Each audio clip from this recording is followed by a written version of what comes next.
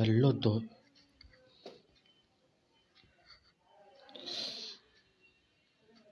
Hello दोस्तों, welcome to my YouTube channel. आज के इस वीडियो में मैं आप लोगों के लिए बीएससी एग्रीकल्चर फिफ्थ सेमेस्टर वालों के लिए वर्षा आधारित कृषि एवं वाटर शेड प्रबंधन रेनफीड ड्राईलैंड का एक important question series objective type question लेके आया हूँ, जो कि आपकी परीक्षा की दृष्टि से बहुत ही इम्पोर्टेंट अति महत्वपूर्ण क्वेश्चन है। तो देखिए, पहला क्वेश्चन आपके स्क्रीन सामने है। शुष्क खेती उन क्षेत्रों में की जाती है जहाँ वर्षा होती है। बताइए कितने? 750 मिलीमीटर से कम, 750 मिलीमीटर से ज़्यादा, या ये दोनों? तो इनमें से सभी हो बताइए, या फिर इनमें से सभी। तो शुष्क खेती उन क्षेत्रों में की जाती है जहाँ वार्षिक वर्षा 750 से कम होती है। वहाँ वहाँ पर शुष्क खेती शुष्कपना उत्पन्न हो जाता है। ठीक है, सूखा सूखा उत्पन्न हो जाता है। नंबर 2 पे देखिए, ऐसे ऐसे क्षेत्रों में फसलों की खेती जहां वार्षिक वर्षा 750 मिलीमीटर से अधिक हो और 1150 से अधिक हो, क्या कहलाती है? सूखी खेती, शुष्क भूमि की खेती, ये भी दोनों, या फिर इनमें से जैसे सभी? बताइए। तो उसमें आपका राइट आंसर क्या हो जाएगा? बताइए। तो इसमें आपका राइट आंसर हो जाएगा शुष्क भूमि की खेती कहलाती है, जहाँ पर ऐसा ऐसा क्षेत्र फसलों की खेती जहाँ पर 750 मिलीमीटर से अधिक वार्षिक वर्षा और 1150 से अधिक रूप से होती है, उसे क्या कहते हैं? शुष्क भूमि खेती कहते हैं। ठीक, नेक्स्ट क्वेश्चन देखिए।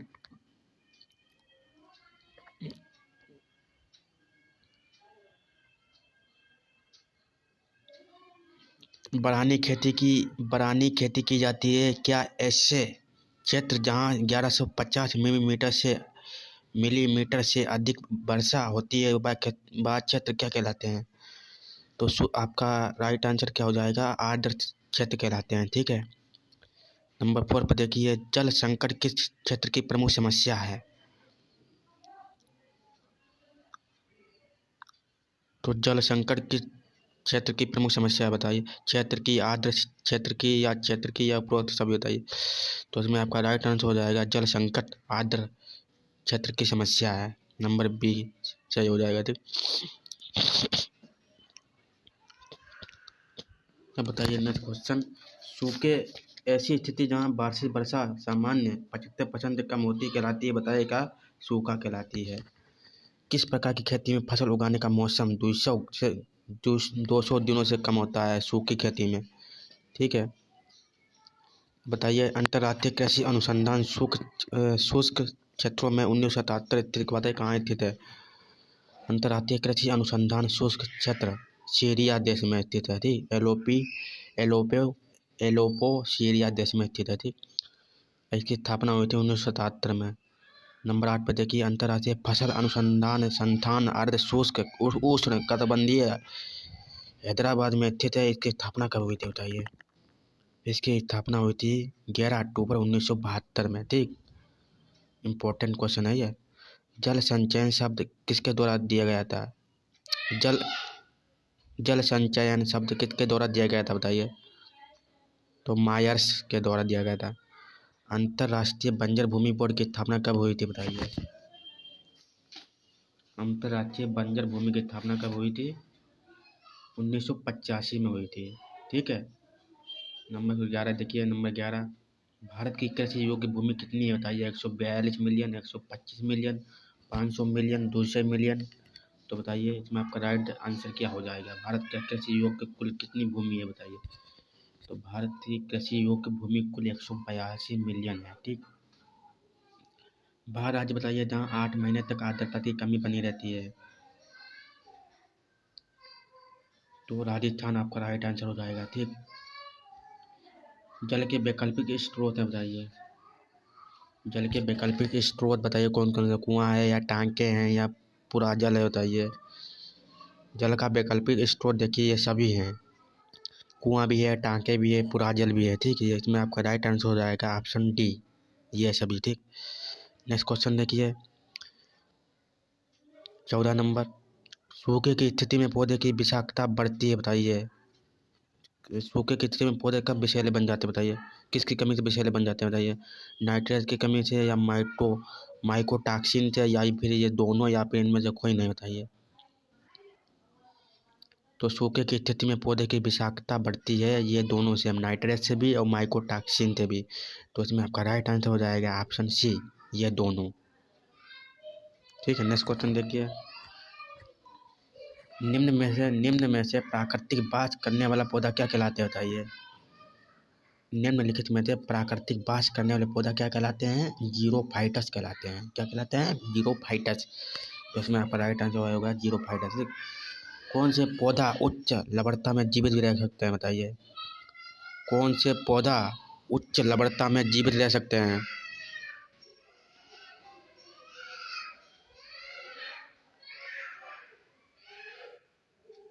कौन सा पौधा उच्च लवणता में जीवित रह सकता है? तो इसमें देखिए, किनोपोडिसी के परिवार के पौधा जीवित रह सकते हैं उस अवस्था में। ठीक, उच्च अवस्था लवणता में जीवित रह सकते हैं पोडिसी के परिवार के पौधे। ठीक, इनमें से बाष्पीकरण की मात्रा अधिक होने के कारण सूखापन उत्पन्न होता है, बताइए। इनमें से कौन बाष्पीकरण की मात्रा अधिक उत्पन्न सूखापन उत्पन्न होता है, बताइए। उच्च तापक्रम, कम वर्षाएं, गर्म हवाएं, बताइए, या फिर ये सभी। तो इसमें आपका राइट आंसर हो जाएगा ये सभी। बाष्पीकरण की मात्रा उच्च तापक्रम पर भी उत्पन्न होती है, कम वर्षा पर भी उत्पन्न होती है, और गर्म हवाएं पर भी उत्पन्न होती है। ये सभी हो जाएगा। ठीक, बाष्पीकरण ऑप्शन डी सही हो जाएगा। सूखा में अब पर्याप्त वर्षा होने पर सूखापन होता है, बताइए। अब पर्याप्त वर्षा होने पर सूखापन उत्पन्न होता है, बताइए। सूखे में निश्चितता के कारण होता है अपर्याप्त वर्षा होती है, अनिश्चितता के कारण होता है। ठीक, अपर्याप्त वर्षा अनिश्चितता के कारण होती है। ठीक, नंबर 19 पे देखिए, वर्षा कम होने पर सिंचाई का साधन बताइए, कौन है, बताइए। वर्षा आधारित सिंचाई वर्षा आधारित सिंचाई के साधन है नदियाँ, तालाब, झील, या फिर ये सभी। तो इसमें आपका राइट आंसर हो जाएगा ऑप्शन डी, नदियाँ, तालाब, झील। नेक्स्ट क्वेश्चन देखिए। इनमें से सूखे का दुष्प्रभाव है गरीबी में वृद्धि, भूजल की कमी, जैव विविधता की कमी, या फिर ये सभी। तो इसमें आपका राइट आंसर हो जाएगा ये सभी। सूखे का दुष्प्रभाव ये सभी हैं, गरीबी में वृद्धि, भूजल की कमी, जैव विविधता की कमी, ये सभी। निम्न में से सूखे का प्रभाव है स्वास्थ्य एवं कुपोषण जैसी समस्याओं की वृद्धि, मानव कार्य क्षमता में कमी, जमाखोरी के कारण महंगाई में की वृद्धि, या फिर यह सभी। तो सूखे का प्रभाव है स्वास्थ्य एवं कुपोषण जैसी समस्याओं की वृद्धि, मानव कार्य क्षमता में कमी, जमाखोरी के कारण महंगाई की वृद्धि। तो ये ऑप्शन डी सही हो जाएगा, ये सभी। निम्नलिखित में से सूखे के प्रभाव को कम करने के लिए लाभदायक सिद्ध होता है बौछारी सिंचाई, या फिर टपकन सिंचाई, या दोनों, ये इनमें से या फिर कोई नहीं, बताइए।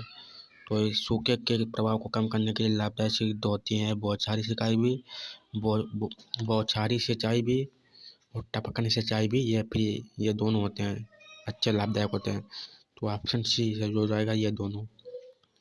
विश्व की कृषि भूमि पर कितने प्रतिशत भाग पर वर्षा आधारित कृषि की जाती है, बताइए।